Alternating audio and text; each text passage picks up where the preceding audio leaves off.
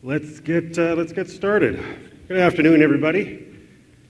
My name is Stephen Goulet. I'm giving a talk here now on Windows Azure Media Services. It's about video encoding, both the video on demand side and live streaming services that we have coming up inside of Windows Azure. It's a small group, so we can kind of make it interactive. If you've got any questions as we go through that, just stick up your hand and I'll try to answer them. We've got enough time to kind of field some questions along the way. Everybody hear me okay? I can hear me too loud. It's like I'm scaring myself up here. Our agenda, we're going to give you the 50,000-foot view of what Windows Azure Media Services is, give you some architecture and feature designs, talk about our partner integration models. Then we'll do a deeper dive on what we have in our on-demand services, our live services, and our client frameworks, which are the three primary building blocks for developers. And then we'll talk about some scenarios that we think would be very interesting with SharePoint and Windows Azure Media Services. Okay, so let's dive right in. What is Windows Azure Media Services? It is a media platform that we have moved into the cloud. We've taken a lot of the core pieces that were part of IIS Media Services. So if you're familiar with those, smooth streaming extensions to IIS, essentially what we've done is ripped the guts out of that, moved it up into the cloud. We've taken some of the pieces that were an expression encoder and we've moved those up into the cloud. And basically hooked up all of the moving parts of all of those technologies along with some of our own new pieces to make a very comprehensive media platform. We have a motto in our group, which is basically we want to be able to deliver to any device anywhere in the world at any time. So we're not strictly talking about Windows phones, although that's obviously supported, but iOS devices, Android devices, and the like. We're very big on a partner ecosystem with Windows Azure Media Services. Essentially, what we want to be able to do is plug in our partner technology anywhere in the video stream process, whether it's on-demand pieces or live pieces. And by way of example, somebody has a better encoder than Microsoft has, fine. If that third party can come in and plug it into our media processing pipeline, and it'll be available for third parties to consume. If you want to have a third party that has a better watermarking tool for video watermarks, well, maybe you just come to the Microsoft portal, get that from a third party, plug it into your video processing pipeline, and you're off to the races. We're working with literally hundreds of partners in pulling them into our media platform ecosystem. Of course, everything that we build in terms of Azure Media Services, we start first with our REST API, so that anything that you see here in a UI user interface that I'll present today, that can all be done through REST-based APIs. Obviously, we focus first on C#, but we'll have platform development kits for other languages actually coming online with our services SDK, as we call it, very, very soon. So what we really like about the cloud is that this workflow is really, when you talk about a workflow that's very, very well suited for the cloud, media really fits that bill nicely. I'll be talking a little bit about what we did for the London 2012 Olympic Games. We actually streamed to over 30 countries for the London Games. And one of the things that was a significant memorable event during the games was that the broadcasters came to us and said, we've got these hundreds of channels that were already allocated inside of Azure Media Services. Can we get about 20 more in Dublin and in Amsterdam because we want to do some extra things? And they were expecting that to be a big deal. They were totally thinking that this was going to be, a day-long exercise for us to set up. And we literally just clicked the button 20 times and said, bang, bang, bang, bang, bang. Come back in 20 minutes. Here's your 20 extra channels to stream from, and they were off to the races. And our broadcast partners were just like, really? And yes, really. It is that simple because what we're focusing on doing is making it, all of that hookup that you would have had to do with server racks and all that kind of stuff. We're focusing on doing all of that connectivity, setup, deployment, scale. We're focused on doing that in the cloud so that you don't have to. It's very cost effective as well. Again, I'll use live events because that's my area of expertise. You have an event, you set up your channels maybe a day or two before the event, make sure it's testing properly, make sure it's running well. You don't have to set up any hardware. Again, we take care of all of that for you. When the event's over, you click a button and you're not paying for anything after you've deallocated your machinery. So very, very cost effective. You're using it, you're paying for it only when it's being used. Same thing happens with video on demand assets as well. So let's dive into the architectural pieces of what Windows Azure Media Services. Across the top, you have our build-on media partners and customers. And again, they are going to be talking through to Azure Media Services through our REST API. And there's two major building blocks inside of the services themselves, which is our video on demand services and our live services. And again, all of those pieces are on top of Azure. When you're actually doing a broad event, you're going to have some CDN services, and then your various client libraries, depending on how many devices and which formats and form factors you want to target. So let's dive in a little bit deeper into these areas. Starting on the left, we have secure media ingest in terms of our video on demand features. The ability to encode and transcode your content. Basically, what we want to be able to provide to our customers is the ability to take in, again, any format, MP4, for example, or MPEG-2TS, our TMP, take in any of those formats, and then basically stream it out on the outbound side, either in the video on demand world or the live world, in any of the other formats that clients will consume, whether that's smooth streaming, Dash, HLS, and so on. So we will be able to do that encoding. We have a bunch of, essentially when we set up a media service inside of your account, we give you a chunk of machinery with all of these encoding facilities installed and configured on it. And then again, through this REST API, you can do run whatever encoding jobs you like. And I'll show you that in a demo in a few minutes. We have an on-demand origin service, so if you actually want to play those back, those videos back, directly from blob storage inside of Windows Azure, we make it very simple to do that. We enable content protection through Play Ready, and we have a media job scheduling service that sits on top of all of this as well, so that you can schedule your jobs accordingly. You'll notice that down here in this block, we have this first reference of our build-in partners. That's again where we'll take third-party technologies, and if we have a business arrangement with those third parties, you'll be able to plug that technology right into the media processing pipeline. Essentially, it becomes, to the consumer of that, just another Azure Media Service. And again, that can be just about anything that can act on the media. It could be looking at metadata. It could be looking at the audio feed. We actually have some interesting technology that's coming through in our general release early next year, which is the ability of one of these built-in media processors has the ability to read the audio stream, do the voice-to-text thing, and basically auto-generate closed caption for you, all in an automated fashion. Kind of cool. On the live side, we're going to have live ingest support, obviously the ability to get a guaranteed bandwidth stream inbound for a live presentation. We're going to have our live origin services so that you can do the live streaming out to the masses.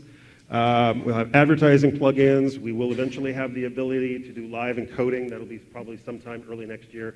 That's the ability to take in any kind of live feed and then transcode it in real time on the fly to multiple different output sources or output formats.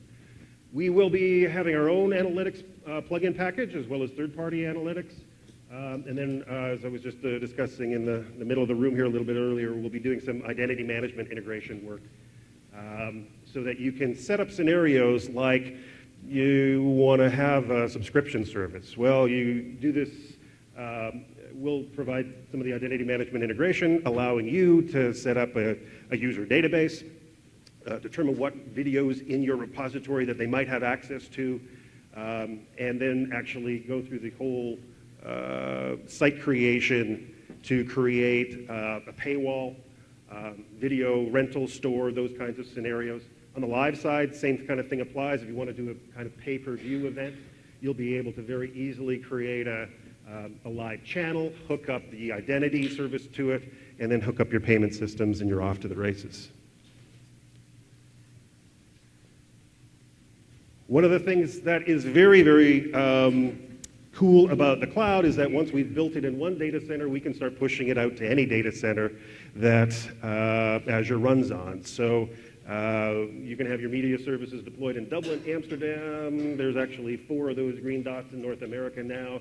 We're opening up a data center in China very shortly. So, this global availability of the media services is, very nice and very easy for you to sign up and manage. And again, I'll show you that in a few moments. So, quickly, I'll just come to our first demo. So, again, I kind of mentioned that all of our pieces inside of the Azure Media Services platform are all built on top of REST API. No Microsoft presentation would ever be complete without good old Contoso showing its very aged face. So we have here a Contoso skin that was built on top of our video on demand services. It's a little bit slow because this is actually running out of, I believe it's Amsterdam, where this particular deployment was made. But you get to understand or see at least some of the first pieces of Windows Azure Media Services. And this could be any skin that's put on top of it, because again, we want to be kind of the platform that's underneath a number of third-party solutions. And again, the end user may or may not know that Windows Azure Media Service is running behind in any of these solutions. So you have the first concept that I'll introduce to you in our video on demand area, which is our assets. When you have any form of content that you're going to put through the Azure Media Platform system, we call that bucket of data an asset. And it has a number of attributes associated with it, locators, security tokens, things that are published on that asset so that when you move it through the system, we know that it's yours, we know how it's handled, and we know exactly what to do with it. The second thing that I'll show you here, the second concept, is our templates. And these are somewhat user-definable. Essentially what a template is a number of tasks that will be running against that particular asset that you apply it to. Those tasks could be just a single encode. They could be multiple encodes, multiple things happening to that data. By way of example, the templates that we used in the Olympic Games, one of them did was used our rough cut editor tool, and essentially what it did was look at a video feed, take a highlight reel of certain clips. The template would then be moved through our encoding process in the cloud. It would look at that video stream, take those clips, concatenate them into a single MP4 file, and then automatically upload that file to YouTube. No human intervention required at all, other than deciding what the highlights were. So all of that was automatic. So that was a multiple task template that was used for that. So next on our Contoso journey is our jobs tab. And basically what we have here is that when you have an asset and you apply a template to it and say go, that combination of things becomes your job. And that job has output, and you can see some of those outputs that are listed here. We also provide inside of our APIs a number of reports and things. And the other thing that I'll show you here, I don't have a tab for it. See if this is actually up and functional.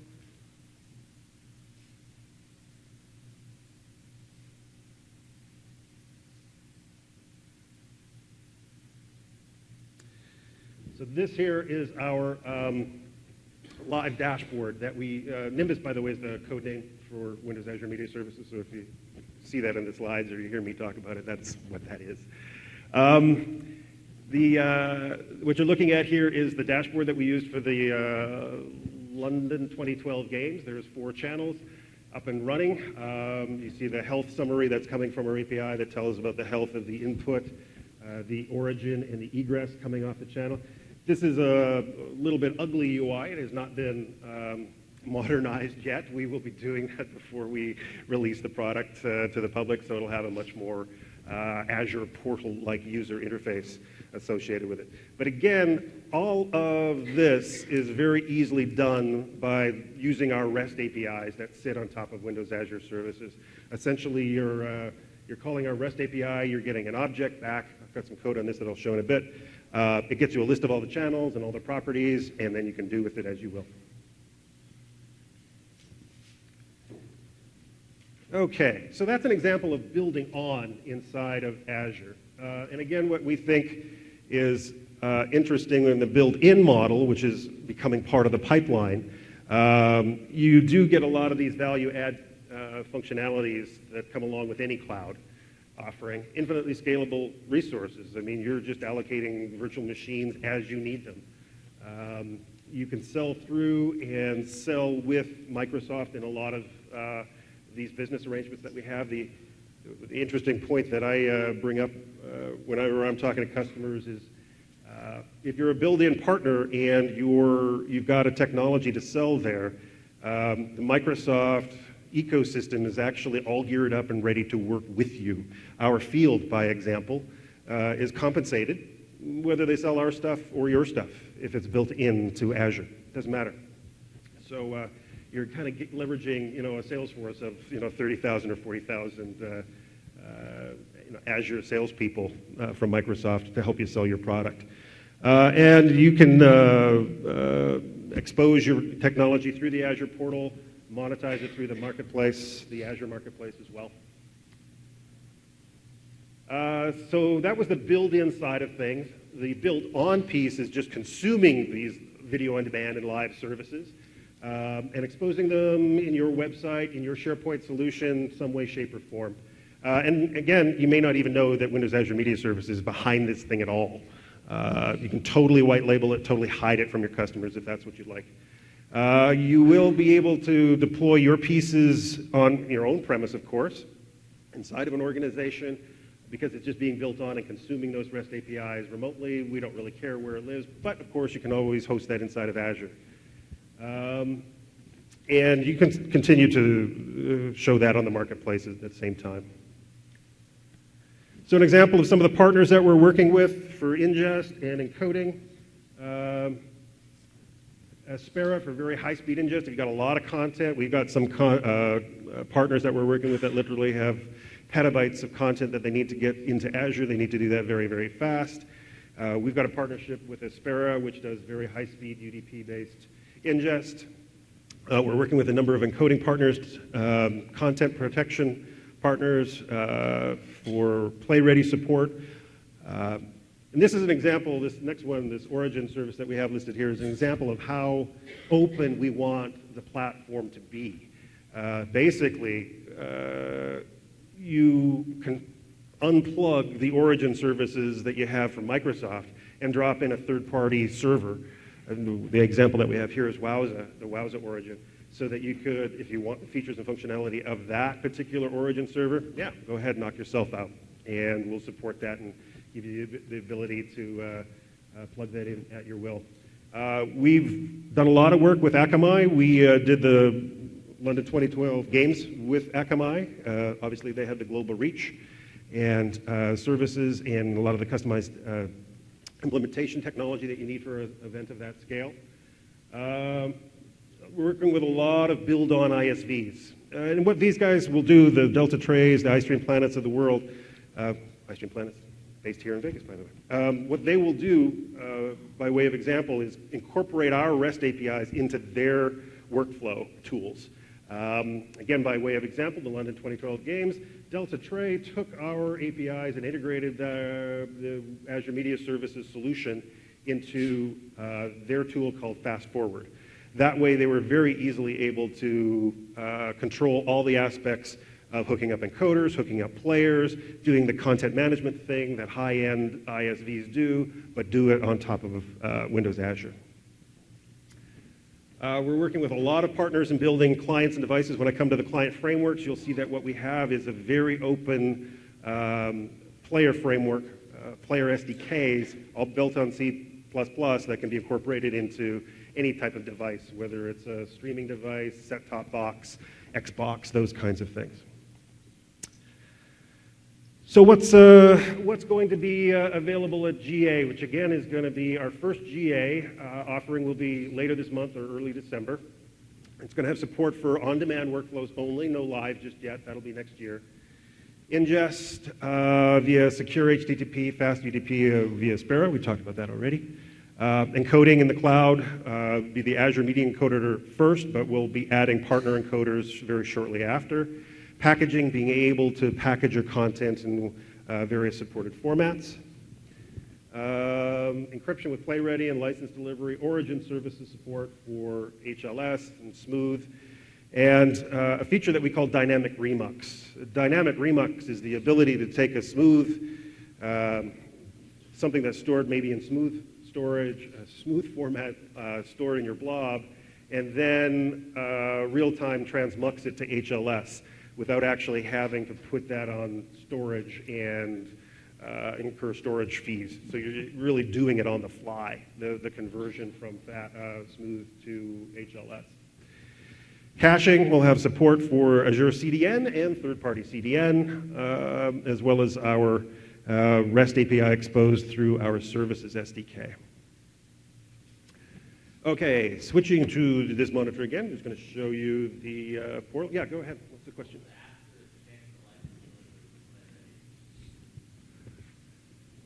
What was the asterisk next to?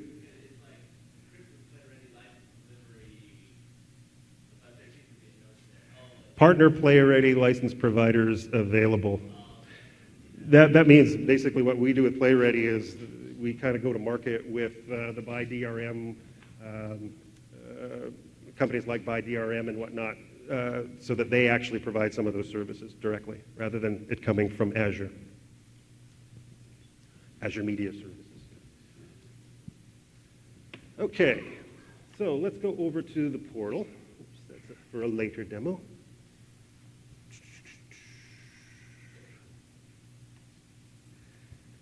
So this is there and available today. If you have an MSDN subscription, you can get this.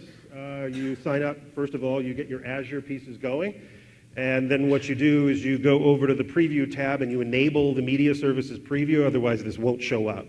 But as long as you've done that, anybody can get there. And what you see here is a media service that I've created.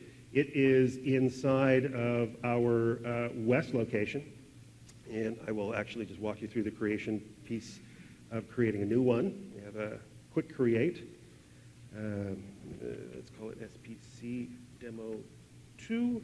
And as I kind of mentioned before, oops, lowercase characters. Okay, let's follow the rules. As I mentioned before, we're available in 6 regions. You kind of pick where you want this, which data center you want this to be in. You may have more than one, of course. You can create as many media services as you like inside of your account. And it's going to go off and create that. I think that'll take a minute or two to fully deploy. We are working on some performance improvements before we actually hit GA. But I'll come over into my previously created media account. And you see I have a dashboard over here, kind of shows me a timeline of my encode jobs that I've run, which ones have failed, which are queued, which ones are currently active. I can come over to my content tab, and so there I have some content. Now I'm going to do something a little bit dangerous. I was not going to do it because I tried it in my hotel room last night, and wireless is really bad for doing media. But I have wired here. Let's cross our fingers. Hope it works. We're going to actually, like I said, live dangerously, going off script. Okay. Let's capture something. Oops. Video mode. Okay. Hand puppets. Okay, it's about 5 seconds long. Get my face off there, please. Okay. Now come back here to upload. Browse your computer.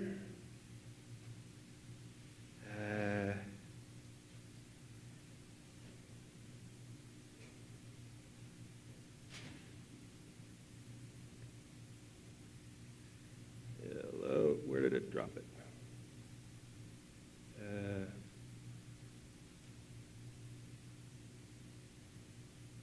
Is that it?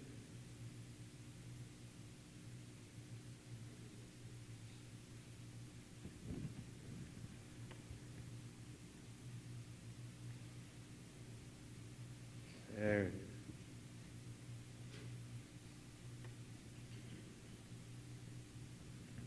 Okay, so now there's two things going on. It's still creating my old media service, and it's uploading that video to the other one.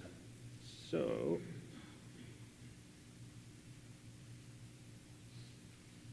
there we go.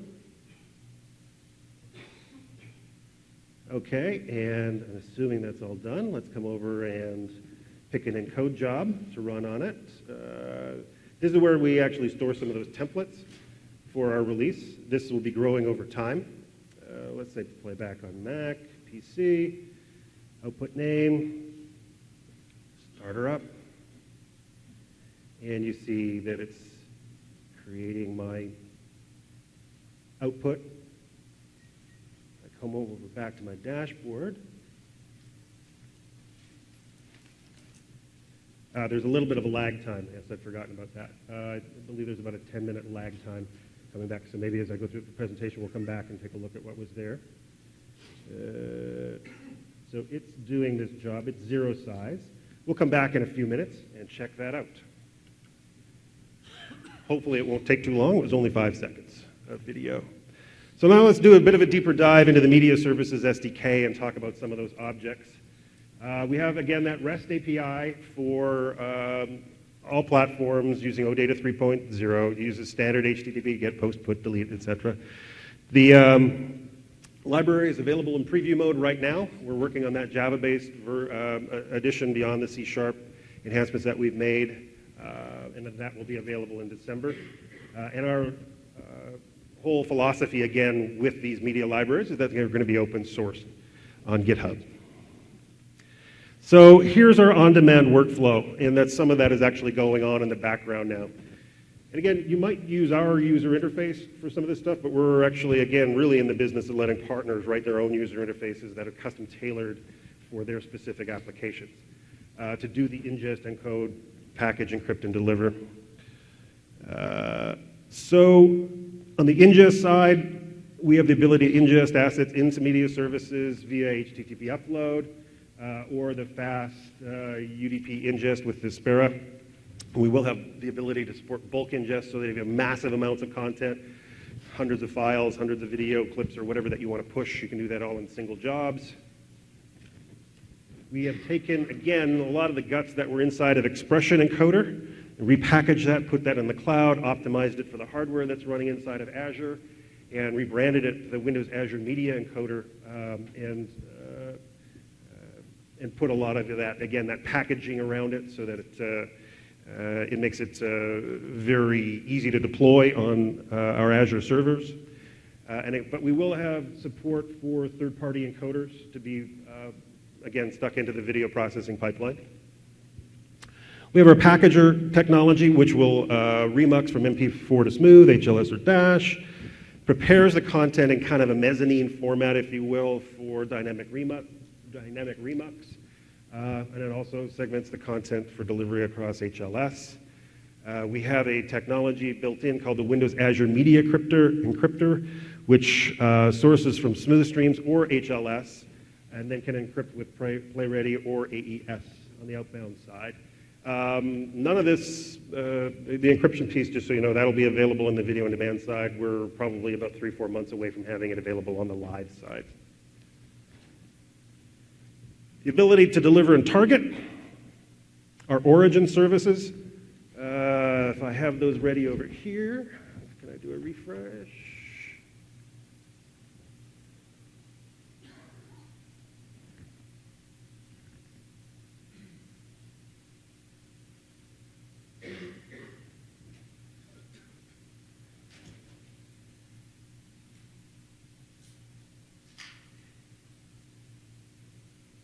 Nope, not quite ready yet.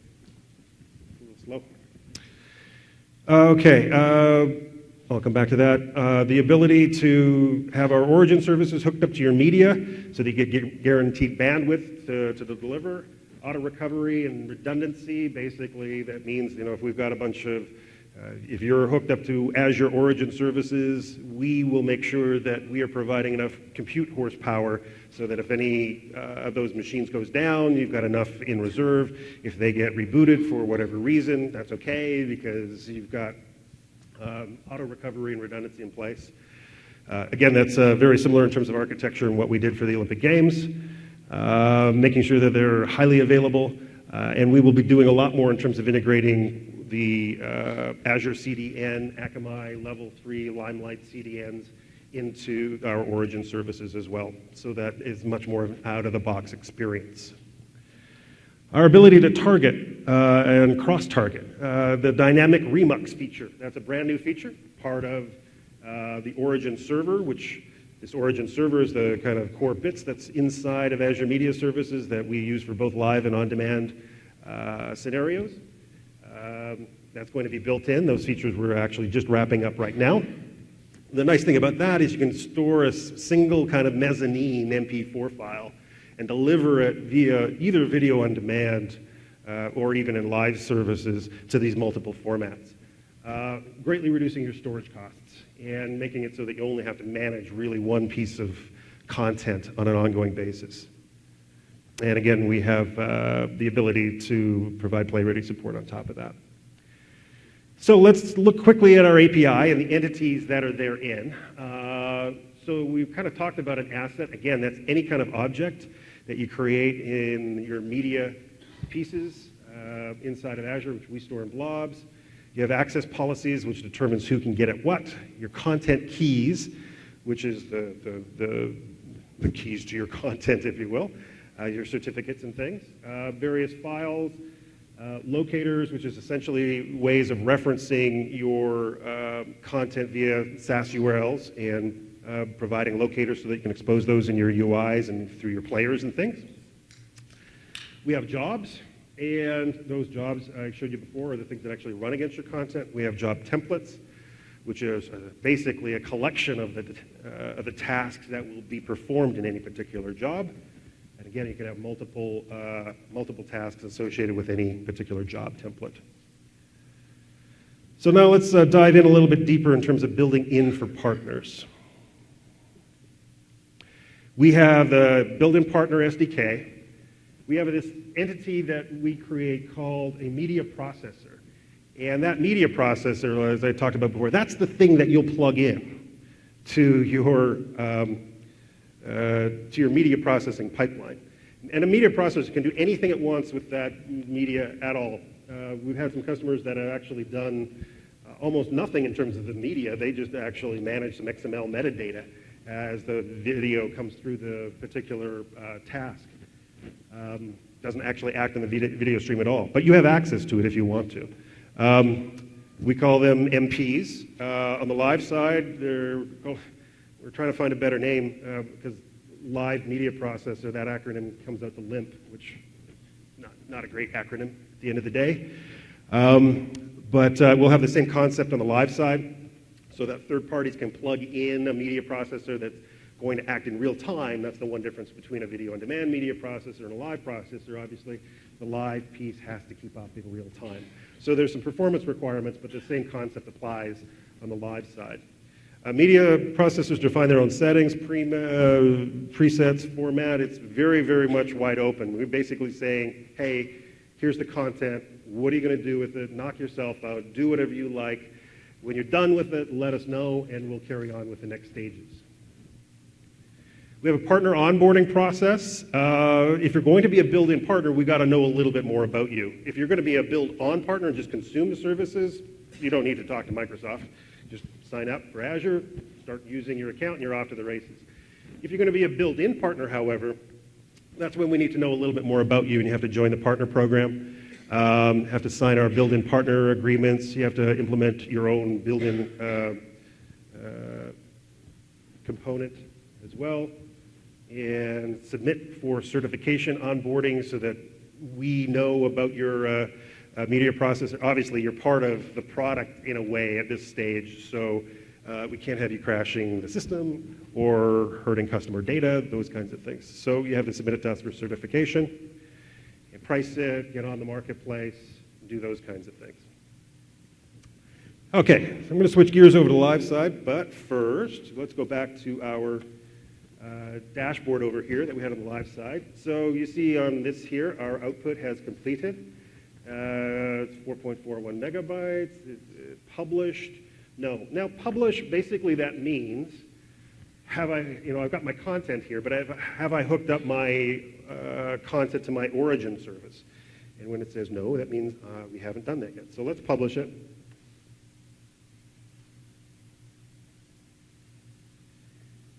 And you'll also see that we've got our previously published piece up here. Actually, it just finished, so that's good. I'll come back to it. We just published it, so publish turns to yes. I now have a URL that I can use to play it. And let's hit play, and we have a built-in player into the portal. And there's my ugly mug with my wonderful hand puppets. And you'll notice that that's in Flash. So it's transcoded from the camera here, uploaded it, encoded it, and it's made it available in Flash in a Flash player. Okay, where was I? That's where I was. The London 2012 Games. Again, those were delivered to 30 countries. We had about 140 channels worldwide, and actually the very first thing I'm going to do is come in over here and show you the demo of creating a live channel. And let's just refresh. Let's go here. So what you're looking at is a little tool that we wrote called Nimbus Live Explorer. It's just a WinForms app. It's part of our SDK sample code. We give it away so that people can really understand how to work with the user interface. On the live side, you saw some of the objects actually we had before on the video on demand side. On the live side, we really have two objects that we're dealing with from a REST API standpoint. One is our channel specification, we call it. The other one is our channel info. So on our channel specification, you're basically telling us parameters about the channel that you want to create. It's whether you want archiving enabled, whether you want HLS, whether you want what ingest rates you're expecting, what egress rates you're expecting. And we want all that information so that we can go off and do all the math and drop down the requisite IIS media hardware, and you'll see some of this what I'm talking about in a minute. We can drop all that hardware into place for you and give you your own dedicated channel. On the channel info side, that's when we've finished building the channel, it's up and running, that's stuff we're going to tell you. So on the left side is stuff you tell us that comes into the API. On the right side is stuff that we tell you about the channel once it's all been set up and is running. The line that you see across the top is really just kind of summary information that's taken from both of these, the most common elements. So when we look at our, let's just go create a new channel. Okay, SPC demo. SPC demo. I'm very descriptive, as you can tell. Program delay of 4 seconds. We actually have built into the system the ability to have what we call a program URL and a what do we call it? Actually, they call it a preview URL. That's in case you want to do something to that video feed, such as advertising insertion, voice insertion, and so what you do is you look at that preview URL, do whatever additions you want to the audio or video feeds, pump it back into your channel, and then it'll come out of the program URL. You can see from some of the samples that I've set up before, we haven't bothered with that too much just yet. DVR window length, that's 24 hours. HLS, whether you want HLS turned on or not. And basically, that's all you really need to set. You can leave the others at the defaults. You go off, and now I've created that channel. So let's just do a refresh. So here it is, SPC demo. But really, the only thing that's happened at that particular time, at this particular time, is a record has been kept in a database. That's all. It's a bunch of database tables, actually, and technically it's Azure table storage, not SQL, but it's just a record of data. The magic happens when I do this right here, allocate. It takes about 20 minutes, so we'll just kind of put that in the oven and work with another channel. But essentially what's happening now is we're dropping all of that required hardware down inside of an Azure deployment that's dedicated to that channel. And we'll come back to this in a few moments. So that's how easy it is to create a channel. Essentially that API call was a single API that basically all it did was say allocate. And I'll show you some code for that in a minute. So let's pop it up back to the top again. What are the cool things about Media Services Live? Stream live content directly through the public cloud, lots of formats in the output. Global reach, being able to deploy very, very easily. I could easily have deployed that in channel in Dublin or in Amsterdam or San Antonio, Chicago, wherever. And of course, you do have to take that into account when you're dealing with a CDN because your content delivery network's got to pull it from the right place. Doesn't make sense to have a CDN pulling across the Atlantic or something like that. So you do have to do a little bit of research when you're really setting up a full high-end broadcast.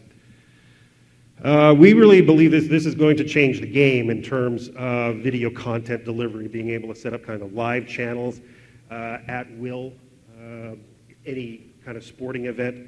One of our partners, MPS Broadband out of Sweden, what they're going to be doing is they have a product called Live Arena, which is basically setting up a video camera inside of amateur hockey games and just being able to broadcast them to the community. High school sports, college football, those kinds of things. We're going to make it very, very easy to broadcast those kinds of events.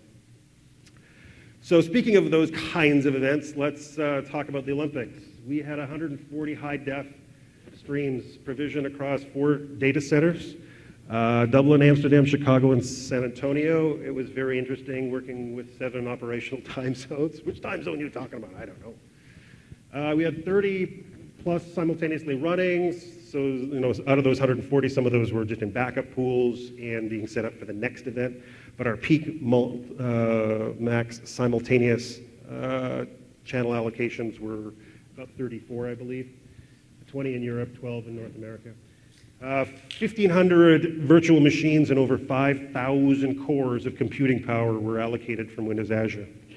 You could almost see the heat plumes coming off of our data centers when we started spinning these things up. It's a very highly fault-tolerant design, pushing to multiple data centers.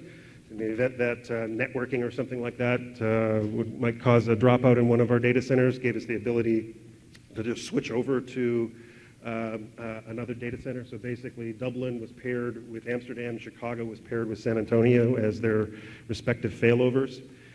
Broad platform support. The screenshots that you see here are of the iPad and an Android device. Both of these players were built using our frameworks, client frameworks. I believe those are both CTV apps. CTV is the national broadcaster up in Canada.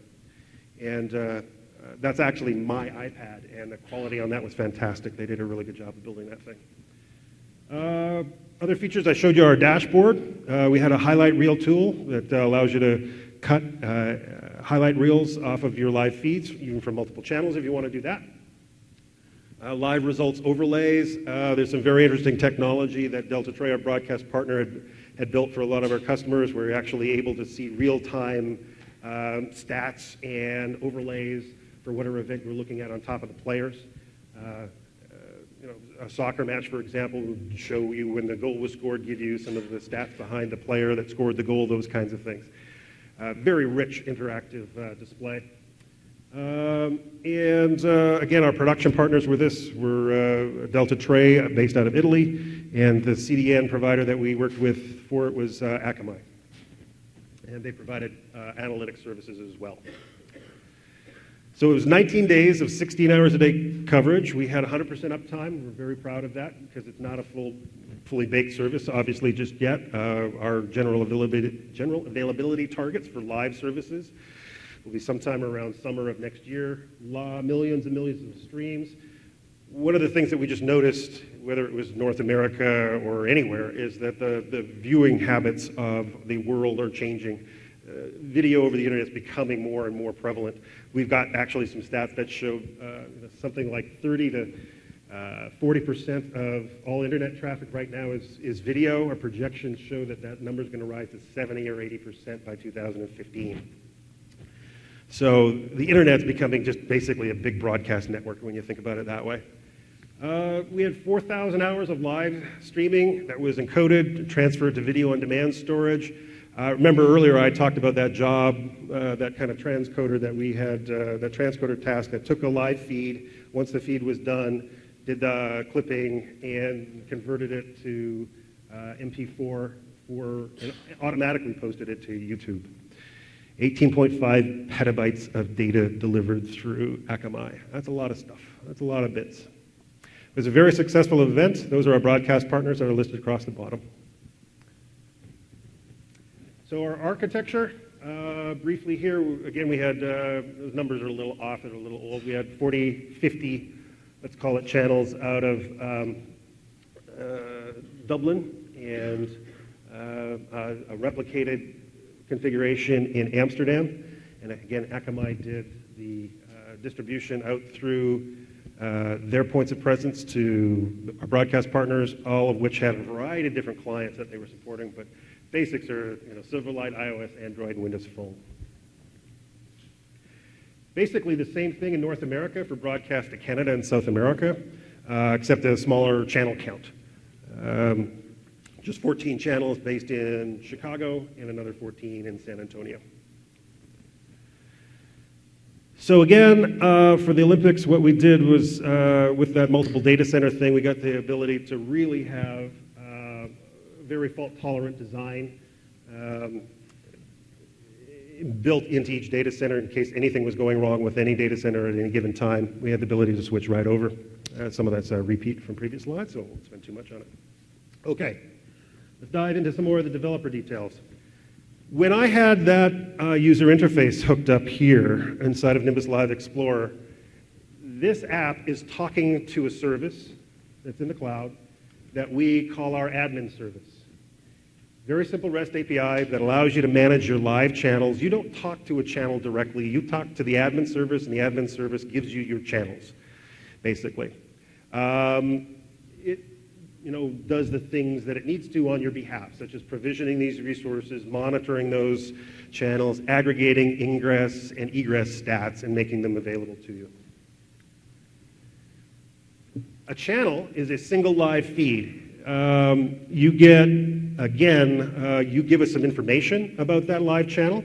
Tell us what you want in terms of ingest, egress, what formats you want. We store that in a database. Again, we don't have real-time encryption ready in our current builds, but that'll be coming online sometime early next year. And the other thing that you can do with it, once your live event is finished, you can archive it to blob storage for later video on demand processing. So I talked about it earlier being a very few lines of code. This is kind of some pseudocode that we have basically showing you what I did inside of that user interface. Again, the very first thing you do is you hook up to the service. That's the first line of code up there. You give us a channel specification which has those details, descriptions of what your channel properties are. And then we save that, and we save it again to a database. The magic happens on that allocate channel that you get back. That's when we go off, we reread that data out of the database. We say, aha, that's the channel characteristics. That's how many machines we're going to need. That's how many origin services. That's how big they need to be in terms of small, mediums, and large in terms of Windows Azure. So the first thing that it does is it drops in a couple of ingest servers. And then we have our origin servers that get dropped in. The ingest servers don't do much other than fan the signal out to those origins. Those origins are the things that provide the actual manifests They provide the video fragments that go to the players or to the CDN. And then we have some caches just to make sure that we have the right scale and that we don't overtax our origins. So the very right-hand side is our load balancer. And if you look at signal flow, it's obviously from left to right. We then hook up all of those machines, make sure that they all talk to each other. There's a load balancer sitting inside of Azure as well that will send our traffic to one of those two ingest servers. Again, a lot of this is just there for fault tolerance and redundancy to make sure that in the event of one of those machines going down, which, if you're not familiar with Azure, they do reserve the right to recycle any virtual machine at any time. So you have to kind of build that into your architectures for fault tolerance and redundancies that your servers can handle a recycling. So then you hook up your live encoder feed and you stream it out to your CDN and you're off to the races. But we do all of that on that single line of code, that allocate method. So it's a pretty beefy line of code, as I like to say. And then what you do is you stick that into a loop and you go bang, bang, bang, bang, bang, bang, bang. And again, that's exactly what we did for the Olympics, is just kind of stuff that into a loop. There you go. There's your 100 channels. There's your 140 channels. They're all created. And you're off to the races. So, again, I tried it in a hotel room last night. Did not work, but we're going to try it again. We're going to get a live channel up and running. So, first thing I am going to do is go back to this guy. You'll see this guy right down here, SPC demo, is still in the provisioning state. Oh, thank you. You'll see this channel that we created is still in the provisioning state. Like I said, it takes about 20, 25 minutes. Here's one that I created earlier. It's in an idle state once you've done it, meaning it's there, it's ready, but it's not actually accepting any video streams at this point. We're going to hit start and then refresh. It's in the starting state. That should only take a few seconds. Actually, we'll come back to that in a moment. Now, let's then go to expression encoder. Fire it up. Live broadcasting project. Okay, add a live source. My integrated camera. Let's leave it at that. My audio device. Leave it at that. Let's do widescreen, 264, that. And we'll apply that. This is not a very high-powered machine, so I'm just going to kill some of the bit rates that it had here. Let's even take it down to 1. Oops.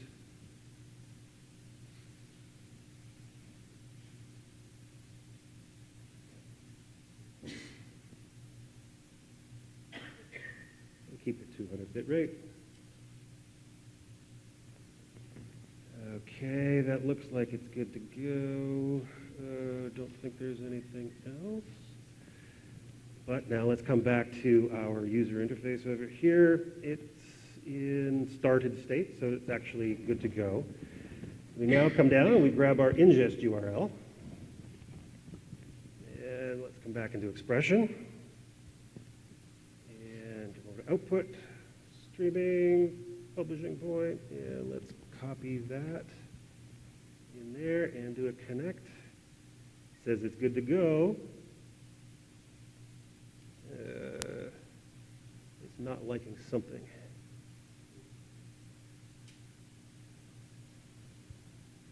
Streaming output live.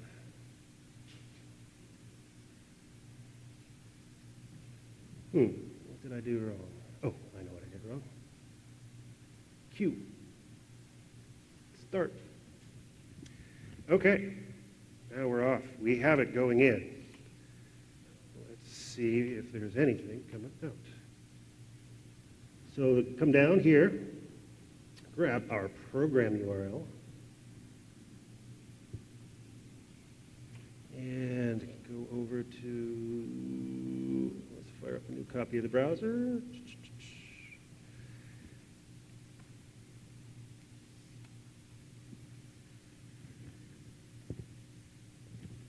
Copy the program URL in there.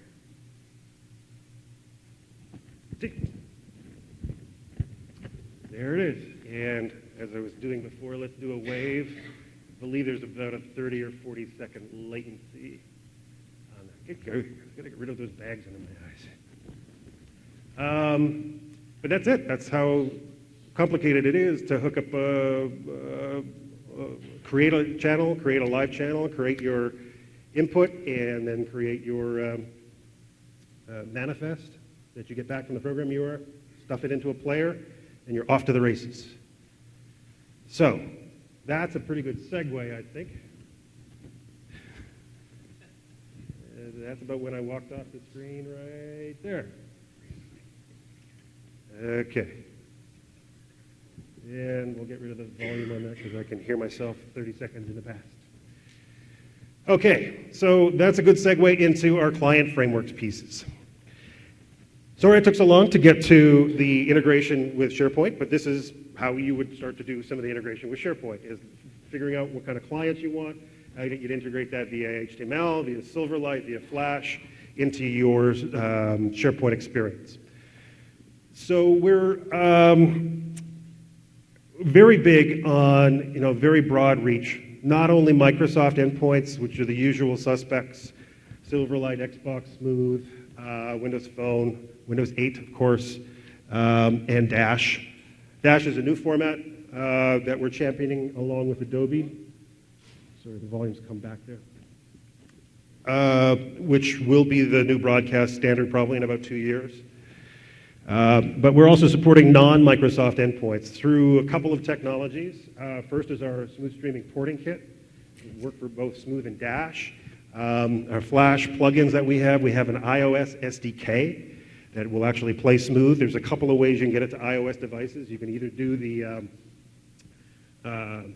HLS on output of a live channel or a video on demand channel so that you're kind of doing the native format, or you can use our iOS SDK, which basically what it does is it takes our smooth streaming format and plays it on iOS devices and makes it very easy for you to create a rich app using that format.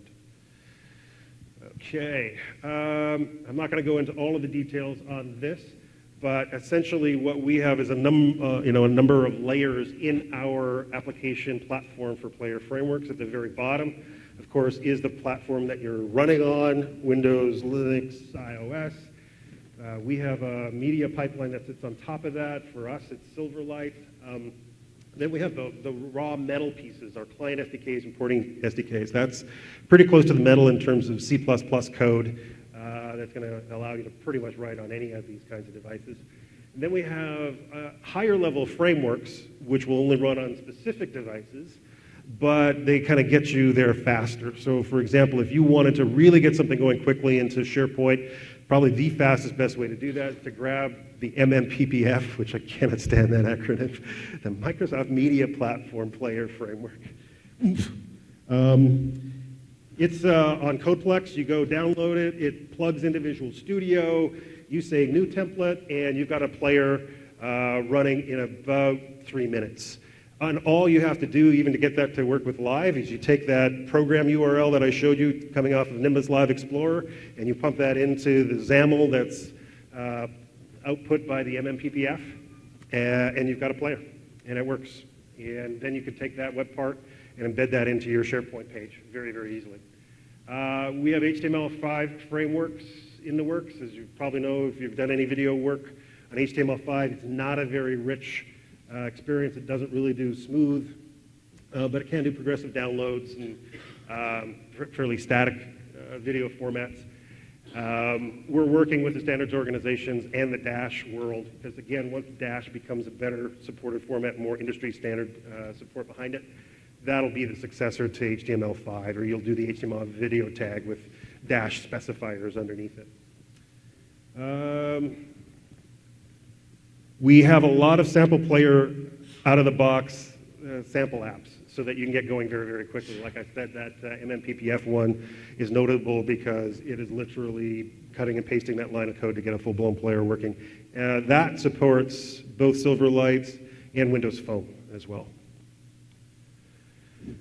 I'll give you the slides for this because I'm not going to read the eye chart. What I want you to take away from this slide is that we have a lot of client pieces in a lot of different places that support the Microsoft video platform, whether that's in Silverlight or on Windows 8, iOS, Flash. We have an OSMF plugin that we just hit code complete on just a couple weeks ago. So basically, if you want to support any of these formats now, you can get there from here with the Microsoft Client Framework Kit.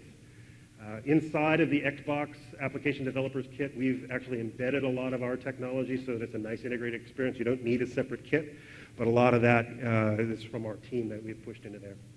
Again, if you want to really go close to the metal and write a set-top box app, not that we do that, that's not for the faint of heart, but that's the technology, the SSPK, that you would use to do that. Okay, SharePoint and Azure Media Services. Let's just talk briefly about that.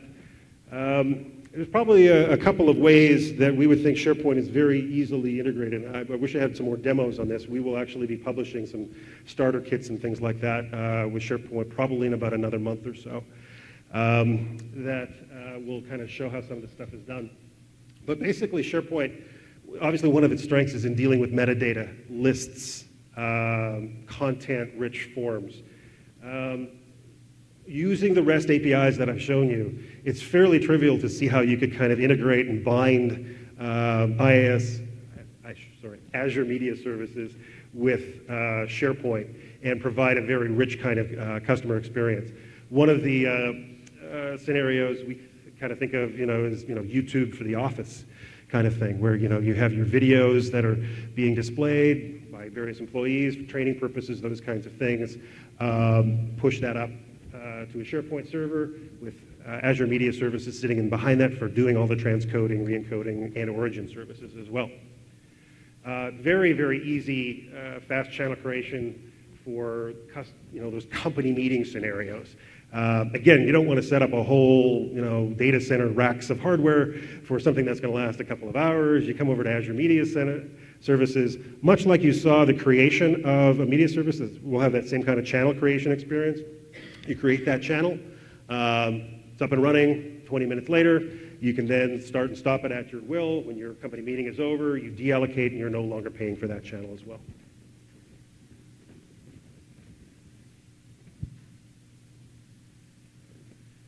Okay, we're about wrapping up here. So key takeaways that I want you to walk away with. It's very, very powerful, very flexible, very scalable, industry strength. We did the London 2012 Olympics on the live and VOD pieces of Azure Media Services, and it stood up incredibly well. Partners can build in or build on any way they choose. Very flexible ways of doing either one of those. Integrate your existing apps, very easy to understand. We're targeting for how we bill, make that very simple, easy to understand, both for video on demand and live scenarios. For live, for example, it's likely their billing model will be you get billed on a per channel hour basis. So if that channel was up and running for 5 hours, that's 5 times $10 or whatever our final cost will be. You can mix and match any of those services. And again, our motto is any device, anywhere, anytime, from any cloud, our cloud. So for more details and things that you might want to get more information on, our media service is in preview mode for video on demand, encoding, and origin services. General availability for video on demand encoding will likely be, again, later this month or early next month. The origin services will follow on either later December or early January.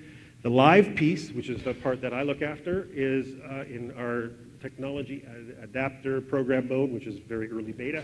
It's by invitation only, but give me a shout and I will see what I can do about getting you in if you're interested. We still have a little bit of space left.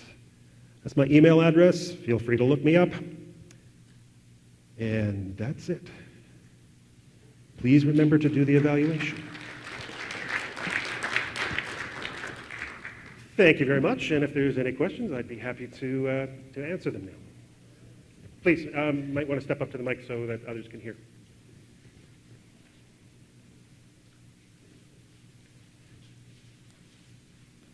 So Microsoft Academy, which is inside of Microsoft, the whole media enterprise platform, I've seen the session from there, and they don't use Windows Azure Media Services. They have a CDN. They work with some CDN vendor to do the whole streaming. So my question is, like, compared to that approach, what are the benefits you see by using the Windows Azure Media Services versus some third-party CDN client? That's a very good question. So just to kind of repeat, I think you started by saying some of the Microsoft properties and things were not yet using Azure, and they were using CDNs and other capabilities, other streaming vendors and whatnot to deliver some of those things.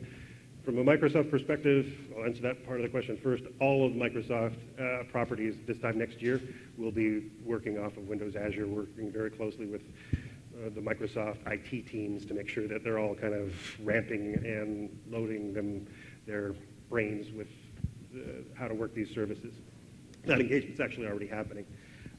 So the Channel 9 presentations, Academy presentations, those will all be done on Windows Azure, maybe even starting as early as next year.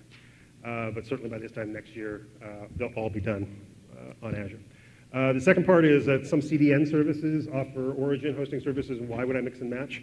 Well, the way we look at it is that we're providing a much more reliable, scalable service that has a much better plug-in model from a developer standpoint as well. The core origin services that are offered by a lot of CDNs are really just kind of origin services that are meant to highlight their CDN business so that they can monetize their CDN. We don't look at it that way. We say, you know, we want just rich origin services, so we're going to be adding a lot of, you know, our own plugins, our own things to provide value add on that. And that, once you kind of start to include in all those plugins, that rich ecosystem that we're going to have on top of it, rather than just providing this little thing to leverage somebody's CDN, that model is, we think, is just going to be much more compelling to people. Again, because that plugin model will allow you to do the video on demand stuff, live encoding. You know, you want to do live watermarking, to put a, you know, your company logo up on the top right-hand screen of a video feed. Those are scenarios that we're going to enable, and we're going to enable that with our extensibility models. That's just not in the roadmaps that I've seen from any of the origin servers that come with CDNs. A couple of questions for you. Would this be a good replacement for on-premise Windows Media Services? Yes, very much so. And, a replacement, or you can use it in hybrid modes. Okay. There are some scenarios where you know, you might want to have some kind of co-located device on premises and then push out or up to Azure, and then use IaaS Media Services in enterprise scenarios. By way of example, what we did for our company meeting was we pushed the feed up to Windows Azure. When it came down into Building 18, there was an IaaS Media server there that kind of acted as that local rebroadcast server, because otherwise you'd have 100 connections kind of all coming out of Building 18 at the same time. You don't want to flood your network that way, so there's basically just a one feed going into Building 18, and then that IaaS Media server rebroadcast in that location. So there are hybrid scenarios where it's still going to be available, but I want to be very clear, it's not like we're discontinuing IaaS Media Services. The way that we architect this is a lot of the features go into that core server. That core server becomes part of Windows Server just like it always has. And then we put it inside of Azure and enable it through our REST APIs. So we are very much continuing to invest and you know, further feature improvements and IaaS Media Services at its core. Then we're using Sonic Foundry's media site for things like our company-wide meetings. Mm-hmm. So what if we were to stream that? You know, it just basically ends up combining PowerPoint and live video. Would it be possible to stream that to this for absolutely. Yeah, better much so. Distribution? Yeah, and what we want to actually do, again, is with companies like the ones you've mentioned, we're inviting them to participate in this ecosystem. If they have an offering that they think would be good to fit in the Windows Azure Media Services pipeline as a third-party plugin, we invite them to come to the table to talk to us, and we'll figure out how we both build the technology and have the business go-to-market pieces built up around it. Thank you. I'm sure you can't speak to all of Azure about this, but will the security features you mentioned also apply to the CDN portion as well? Because historically, Azure CDN has never been very secure. I mean, you have to make your blob container public to even make it available to CDN. Right. We can speak very openly about what we're doing with the CDN. As a matter of fact, the Azure Media team, we kind of own the relationships with Akamai and CDN for the whole company, at least in terms of media and partnerships and things. Again, we work very closely with them on the Olympics. We are going to continue to invest in those kinds of partnerships very closely. Don't get me wrong, I love the Azure CDN, but it hasn't been around as long as Akamai's and the others, and it's not as feature-rich, and it's not proven in terms of a global event like the Olympic Games, so we will continue to partner. As far as the integration of the security pieces, those are things that are under development right now as we speak. We're working very closely with Akamai to make that a very integrated solution. And by way of example, I'm not saying this is how it's actually going to be, but what I want to see happen is when you come down and you create a live channel, you're coming through the portal, you kind of get to the last stages of defining your channel, and we ask you, would you like CDN services along with it? If yes, well, do you want that from Microsoft, Akamai, whatever? And what kind of security do you want, and how do you want that hooked up from Akamai to us? Do you want IP whitelisting? Do you want token off and manifest? Do you want fragment, based security? All of those kinds of options will be there. You'll do it in a one-stop shopping mechanism inside of the Azure portal, and then we'll, talk to the Akamai APIs or to the Azure APIs to actually string all of that up for you. Thank you. You're welcome. Any other questions? Thank you for coming out. Thanks for staying awake. I know the afternoon session, the first one right after lunch, is sometimes hard. Appreciate your